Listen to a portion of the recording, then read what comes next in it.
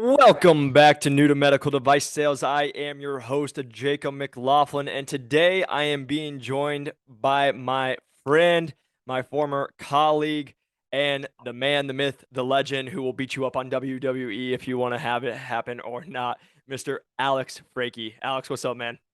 What is up, my friend? It's glad to be back chatting about our wonderful world of medical device. What else would we want to be talking about, man? What else? But you guys, for everyone listening, I was talking to Alex. Alex reached out to me, and it actually was a perfect time for this podcast because I've had a lot of people reaching out to me about recruiters, and I've talked about recruiters on the podcast before, but Alex actually had an experience that's happened currently for him, and we just thought it would be such a good example to share to you guys of what the recruiting world looks like, if you should utilize them, if you shouldn't, and wanted to go into more detail. Real quick, just so you guys do have a background about Alex. I know I usually give more of an intro. If you guys haven't, we have a podcast we've done before. But Alex and I worked with each other at Medtronic. Alex is Yep. who I give a lot of my credit to for being successful. He was the one who showed me around, showed me how to do this job, and actually was one of the first guys to ever meet with me for breakfast and just give me a shot and listen to me. So I'm forever grateful for Alex. He is now in a new role, crushing it. And so there's a little bit of background about him, but again, I'll let him tell you a little bit more about himself before we jump into it.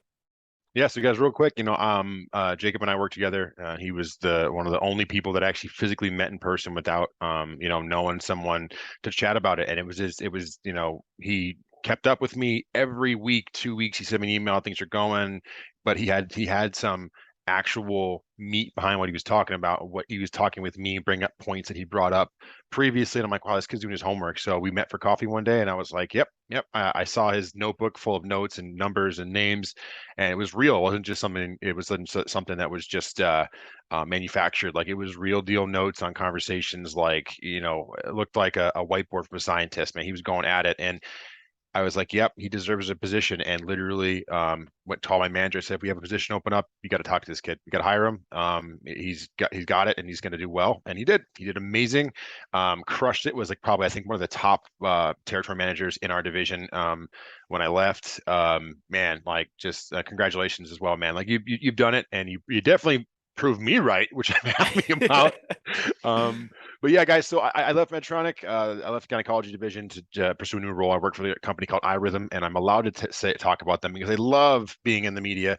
New tech company that's been around kind of long, but it's about 10 years, but it's almost still like a startup. So they've been Yep. like doing lots of changes and stuff like that, and it's going really well.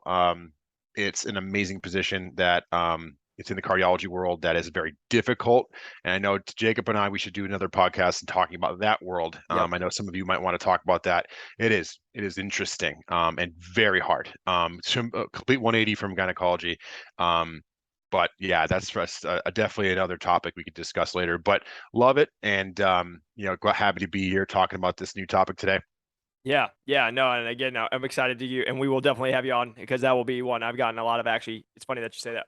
Cardiac has been a hot topic lately, Big. with just everything in the world. So 100% we'll get you back on. But today we wanted to kind of talk about recruiters. So you guys who reach out to me, a lot of times I get people reaching out and they're like, "Hey, I'm talking to recruiters. I actually just had someone in my course. We've talked about it. They're like, I'm actually trying to get networked with recruiters." But the conversation I have had with people, and me and Alex will dive deeper in for you guys why we say this. But for me, I never put a lot of meat behind recruiters if you don't have sales experience. Because at the end of the day, there's usually not going, they're going to tell you to go get B2B sales experience. They're going to tell you to go get sales experience and good luck. Even with me, I had a recruiter at one point in my journey and literally didn't help me very much, walked me through the journey. I got to the final round. I was supposed to actually get the job. They told me I was just going to go with the VP to get cleared. The VP ghosted me, did not respond to me. We had an interview actually set, did not respond to me. I followed back up, did not respond to me. I followed up with the recruiter. The recruiter got back to me the following week and said, "Hey, sorry, they went with an internal candidate. Good luck. You should go work at ADP and get some experience." Hung up on me. And that was Wow. that was my experience with a recruiter. Yep. And I talked to a lot of other people. that's their experience. But we want to dive deeper into kind of what the recruiting world, again, not saying that all recruiters, like, I'm not saying that they're bad or No, anything. I'm just saying how to utilize them. my position today is a recruiter, Yep. and she was amazing, like Yep. so awesome. And same with me. Yeah, The one I got today, I got headhunted for. yeah. The people I worked with, Ryan and them, they're amazing. Same thing. Yeah, those guys Awesome are great. people. I follow him on here, and he comments on some of my stuff every once in a while. And the guys just intelligent. Those are next level people in Yep. general. Um, but yeah, man, like let's dive into this because I think Yeah. it's really big for people to understand this. And we're not saying that Jacob and I are not saying that your recruiters that are following us or doing something are not, they're not saying they're not good. They are, but they have a quota. They have an agenda.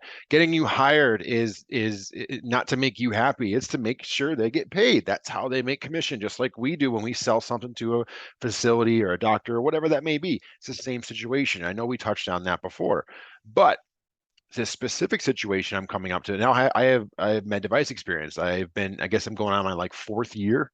And again, 4 years is not a long time. There's people doing it at 10, 12, 20. I am a baby, considered still a baby in this industry, but there's a few things that really irked me about this situation was I was reached out to by two recruiters within 24 hours. They don't know each other, different companies, same position, right? Weird, which never really happens, but this is a startup company. I'm not going to name the company, and I'm going to go through some of the points on here to show you how this was not worth my time. The money was amazing. Cardiology, number one, it's a new procedure. Um, and it was basically like a neuromodulator in the neck for a heart condition. Really cool. I mean, like I was like, this is awesome. Yeah. I don't entertain these. I'm happy with my company. I'm never leaving iRhythm right now. I'm very happy, but I want to hear these things out, right? And I'm like, okay, wow, this is awesome. So I mean, send me the description, send me the pay, all that stuff. I want to look at it. I'm curious. Pay was good. It was 100, it was 100 base with 250 at plan. Yep. Solid company. They didn't know the ins and outs of insurance and all that stuff. That's important too, but they're not going to go into that. But one thing I want to mention is the two people that reached out. One has reached out to me prior, which we never did business together in terms. And I say it loosely. We did business. That's exactly what this is a transaction. Yep. It's a business transaction.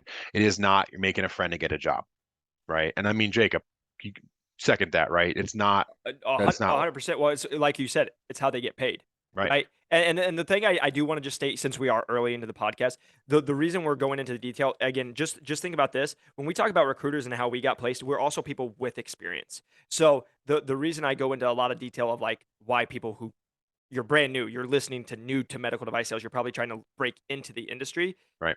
Most recruiters aren't going to waste their time with people who have no sales experience, who don't know how to do sell or selling at all, have no sales, probably no clinical background. You're just listening and you want to break in. And so that's why for me, a lot of times with recruiters as people who are brand new, it's probably not the best choice for you. I'm not saying it's not a great choice, but normally it's not going to be. But I want you to see the experience of somebody who, like Alex, has experience. So they're going to be reaching out, just like myself. We get reached out to all the time once you have the experience. But to understand, yes, this is a business, but to kind of go into detail, you'll Yeah. hear more about what this kind of looks like.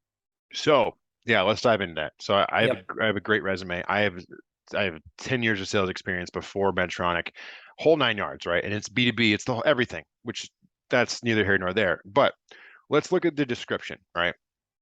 Now, my resume is exactly what it is on LinkedIn. You can look at both side by side and see this is it. So the two recruiters didn't even look at my LinkedIn. They saw cardiology. That's what they saw. And they're like, oh, I'm going to email this guy. I have less than a year of cardiology experience. I started in March. I am a infant in cardiology. It's required, non-negotiables. A bachelor's of science from a university degree in health science or engineering. So I have a degree in biochem. That's fine, but that's not listed on my LinkedIn about businesses. So first of all, I do not qualify. First line, I do not qualify. I'm not an engineer, and judging by my LinkedIn, I do not have a health science degree. 7+ years of experience in medical device industry or academic experience in clinical experience with medical devices. Don't qualify, zero. I do not hit number two. Strong interpersonal skills. That's sales in general. Ability to master concepts, medical device, surgical. Normal. That's basically you can understand what they're talking about and articulate it. Preferred advanced degrees I don't have one of those. Experience in cardiology or cardiac surgery, therapeutic devices preferred. I have cardiology, but it is monitoring, so it's diagnostic. Don't qualify. Um, Healthcare experience, beneficial. Yep, have it. Worked in med device, but proven track record. Yep, yep, yep. So let's just touch on that. They setting up a call. She's was going to send my information right to the VP to start that conversation. You're going to send the VP. Number one shouldn't have, again, we didn't get that far. I didn't respond to her email. Why would you do that? I'm a loss. And then why we're going into this is because, and this is big because we do have experience and we are worth a lot to a company because we're very passionate about what we do. But I'm going to go through 5 interviews and study and learn this process, and all of a sudden, like, hey, you know what? Someone else more experience than you do. Yeah, I know. I knew that from the beginning. Yep. Yep. And that's why we're really doing this and touching on this point for you guys to see this. Like Alex talked about this on our last podcast, but like when you guys are interviewing for these jobs, and again, even if you're brand new, you're trying to break into this industry, it's a full-time job. It is not like, hey, I'm just going to kind of wing it. No, the amount of time you're going to be researching, networking, putting stuff together, doing clinicals that they're asking you to do, Yeah. it's a full-time job. So the reason Alex is so into the, like getting so passionate for you guys to see all this is that would have been him saying, yes, let's do it. And then taking away from his life Oh, and big his time. family and his work to go and set up for this, even though he's already not qualified. And they would have said, sorry. Yeah, and it's exactly right, Jacob. And this goes for all of you listening that the listeners are trying to break into medical device. And this goes, if you see a territory manager position with you have little to no sales experience, again, Jacob's an anomaly, but it's going to be very difficult for you to get it. You're going to go through all these interviews. You're going to talk. You're going to do great. You're going to probably do amazing. But then Joe and Mary are going to come along with sales experience on the last round. They're going to pull them in. They're better. And you spent weeks studying and going through these interviews and beating no sleep, stress, like won't believe to say, hey, you know what? We have this person has more experience than you do.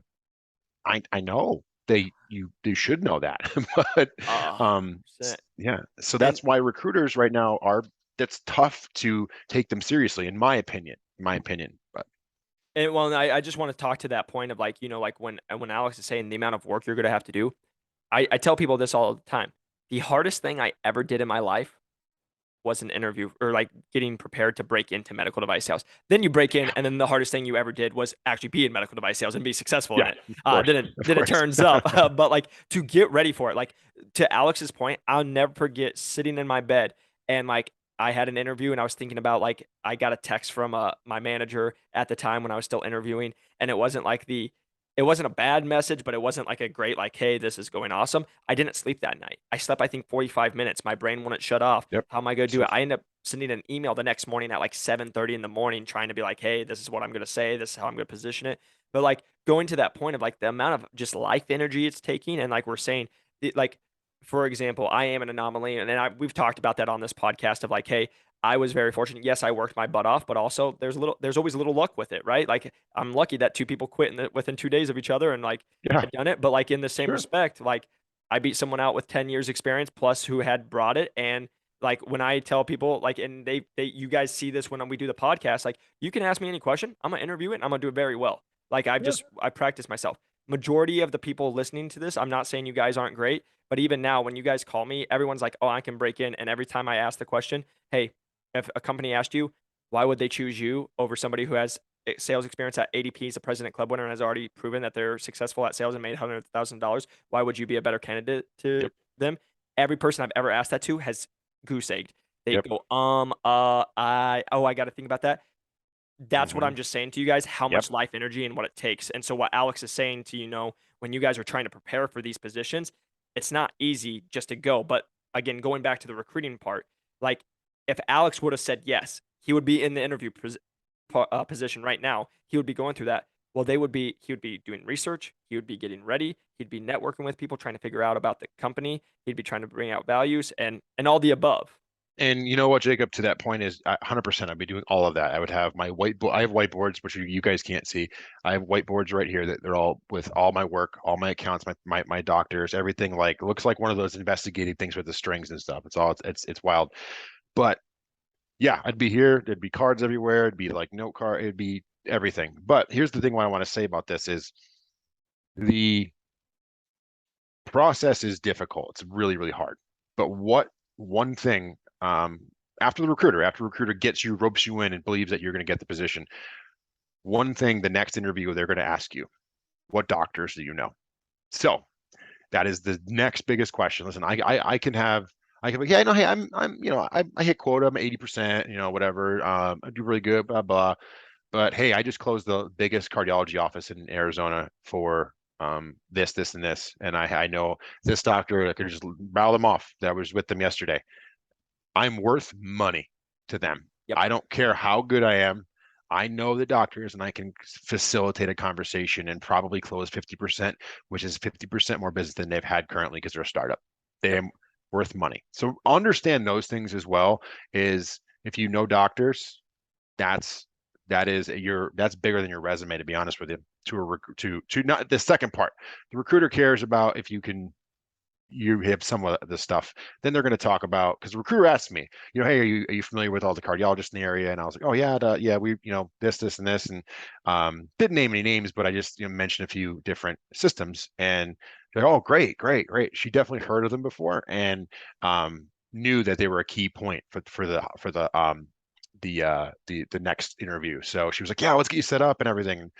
No, not wasting my time. Yeah. Well, and I do want to just touch on it because you just made me think about, so like again, when I was at Medtronic, of course, once we're in there, we're getting hit up by recruiters all the time. I like we always talked about, I always field calls because I want to see what's going on. Sure.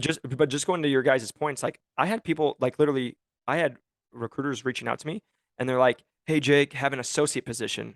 And I'm like, "I'm a territory manager. Why would I take a step back?" Right? They don't even pay attention. They just see Medtronic, or bam, Yep. they just shoot it. And then also they would reach out to me and like again, we talk about, right, there's a great living in medical advice, but they would come out to me and they'd be like, "Hey, this position's 140 at plan," and I'm like, "I already do more than that now. Right. Why would I take that?" They don't do the research. They don't do it. They're literally just. It's what I tell you guys to do, right? Reach Yeah. out to 100 people and see who replies back. Recruiters are doing the same thing, and they're like, "Oh, who's gonna hit it, and then who's gonna be my best fit for me to get paid." Yep. And that's what the thing you guys have to understand and really grasp from a recruiter. Again, and we'll have a recruiter on here at some point. Like, because again, I don't think like recruiters are very valuable, Very, especially once you're in the industry. very. But like we've talked about, you and I talk about this like in every industry. There's people that are really good at their job, and there are Yep. people that are not good at their job. Yeah. No, for sure. And then, I've seen a lot of people on LinkedIn that I've been following for years. I actually get know them. They were in sales, they were doing other things, and now they're recruiters. So what they did is they built up a network in companies and know people to push their candidates further, regional managers, VPs, and things of that nature. Um, and there's good chunks of change involved. I mean, upwards of like 20,000 per candidate. Yep. So imagine if given the territory, you're giving the person 5 grand. Yeah, here, I'll give you 5 grand to get me that candidate in there. It's a reality. I mean, if you didn't know that was a reality, then you're nuts. But Yeah. there's a lot of good recruiters out there, and I'm going to test. And again, I'm not going to mention her name. There was two I worked with prior to getting this position, and they were phenomenal. The Yep. communication was on point. They were. Do you have questions? They always ask me like how you feel, how my like, are you, because I was going further and further. They were like, okay, wow, this person's really doing it. Not like, oh, I got bad feedback from the manager I interviewed with. So they were very on top of it, making sure I wasn't going in another direction because they were putting time and effort into me, Yep. and they knew I was going to go far. So they didn't want to lose it. So there's some good ones out there. No, we're not saying that. I want to stress that position. We are not saying that recruiters are terrible people, but No. they are salespeople in the end. Yep. You know, 100%. And that's the one thing we really just want to get across. It's a business. Like take the emotions out of it. These people have to get paid at some point, yep, right? And how they get paid is big in the place. So again, really just going on. That's where I always make it a big push on, especially this podcast, of just saying, again, this is coming from two people who have experience. And again, Alex has more experience than me, and he's getting these messages all the time, right? And he still has these, oh, these are basically duds. Hey, this isn't going to be worth my time, compared to like, again, to you guys that, again, I get people, speech pathologists, teachers, nurses, all this stuff. I'm not saying that recruiters can't be valuable. They can be, yeah, but majority of the time, especially with my new people that are trying to break into the industry, you are better off reaching out to reps and managers because you can make a relationship and network with them than you are to talk to a recruiter, and a recruiter is just going to put you in front of a manager. And the reason I'm saying that is me and Alex are a perfect example. The reason I am where I'm at today is because Alex was nice enough to take my call, was willing to meet with me, and then put me up with the manager and have me connect with them And compared to if, oh, go ahead. you didn't even apply for it yet. You Yep. didn't even the job requisition number wasn't even ready, and we already had you with the first two people that were going to interview, and he beat out a guy from Boston Scientific with that was actually top of the region. And Yep. I met with him too, and I was like, wow, either one could work great. And I told her I was like, I either one could work, but the reason why we went with Jacob, simple, because the hard work he took to prepare for everything, he was on point, and he showed a different type of drive. If you have experience and you're at the top and you want to make a move at the top, that's something that's really weird. Um, just has to be a really good reason. And I'm not saying another person didn't have a good reason. It was valid. He was kind of tapped out. He actually works for Medtronic still. He works in the energy division. Good dude. Really, I keep in contact with him. Great guy. But Jacob brought something different to the table, and that's what I think all of you out there trying to break in have to bring something different to the table and be that different type of interview. Your why has to strike him. It was like, oh wow, okay, Yep. because that why, and I know I follow, watch all Jacob's stuff. He talks about the why. If you don't have your why you're going for the position, why you should be hired, and why you're gonna outperform everyone else, just give it up. Yep.